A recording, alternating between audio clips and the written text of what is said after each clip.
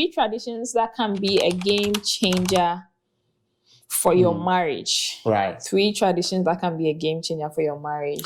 And just to clarify, I was recently married. Now, I believe that even if someone is married 1 day older than I am, the person knows something I don't know. So we are not, just like you said, recently married. I'm not talking to everybody who is married like 10 years, 5 years. You are seniors. I'm talking to those who just got married like a day old up to like 3 years, really. So the first one I think we can talk about will be like, have like, weekly traditions, like devotions, look, we do that. It's really great. It's really helpful. In the beginning of the marriage, we started doing it every day. Like we're doing devotions every day. It was not working. Like, if it's not working, don't keep doing it. It's not about doing, we did our quiet time every day, but I wanted to still do like family to devotion. It wasn't working. And we started doing weekly, and it's really, really been consistent. It's really been helpful. So yeah, devotion is one of them. What do you think? Second one, or do you want to comment on this one? Yeah, I think devotion, it's a time of bonding. I mean, sometimes when it's time for him to share, I'm like, wash me with the blood and the word. I think there's a scripture. Word, yeah, in Ephesians 5. Wash me with the word. Jesus wash me with the blood, but wash me with the word. And it's very nice. It's just a time of of bonding, prayer and everything. So yeah, that's a very good one. And the second thing we might talk about will be, my wife mentioned it earlier on, but annual, I call it abandon annually, go somewhere. And guess what, guys? Because I'm a life coach, I talk about goal setting. And because we know we do this once a year, you know what we do every month? We save towards it. So let it affect your budget. Don't say you're waiting to the end of the year. It's like, well, we don't even have the money. There's no budget. If you're going to put $50 every month, do that and go somewhere. Now, we are not saying, this is just our tips. It will make a difference. Going somewhere else and just spending some time together, retreating, praying, and planning to the new year.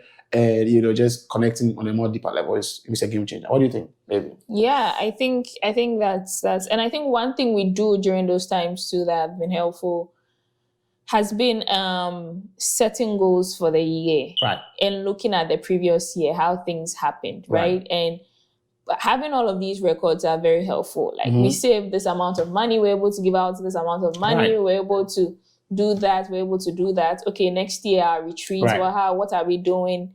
And all of that. I think that is very helpful. And you can do this at home, but it's just the feel of just going somewhere. Right.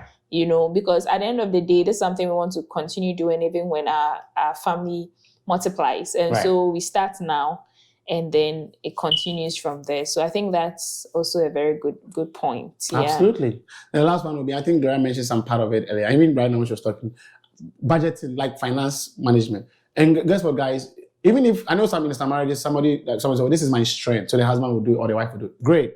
But know what's happening. Like, once again, we'll do a special one on that. But, know what is happening. Where's the money going? Who is bringing in the money? Okay, how are we splitting it? Is someone taking the cost of this and I'm taking the other one? Or we are putting it together? Do it on whatever you agree on, be consistent with checking in. We do it every week. Every week we check in and say, hey, let's bring out your credit card expenses. Okay, what did you buy? Let's record it. We have an app, we do that. By the way, if you want the app, it's called Money Manager. There are different apps you can use to kind of keep your records. And, we do that. I also bring my credit card, my debit card, we do everything. So at the end of the week, we know this is the budget we have, this is what we have spent so far, this is how much we have to spend for the rest of the month. If you are going overboard, we know, hey, we are spending more than we should on this particular area. Is it worth it? Okay, yes. If yes, where are we getting the money from? So it really helps us to stay on track and we don't necessarily go beyond. And guess what? It makes it easy to say no when people come and ask for money and you don't have, because you have a budget and you're following it. Even on the personal level, it also helps as well. And if you need help with that, I help people with that. You can reach out and we can talk.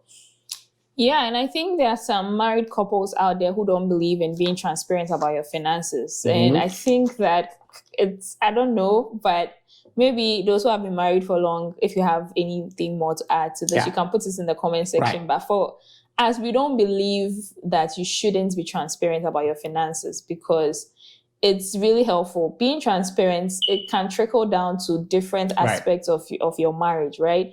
So it's like, if you can hide this from me, then you can hide something else from me. Right. You get the whole thing. So I think being transparent in every aspect of your marriage, including finances, is very, very helpful. Of course, the way you manage it, of course, like I said, it can be different, where you can each have your own separate monies that you put down.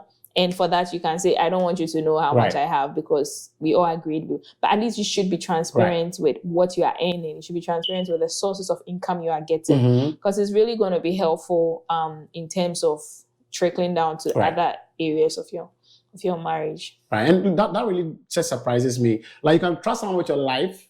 You sleep in the same bed with the person, you eat the person's food, you can't trust them with your money. It doesn't make sense to me. I feel like your life is more important. If you can marry and live with the person, then you should be able to trust them with your money. So, good point. Yep.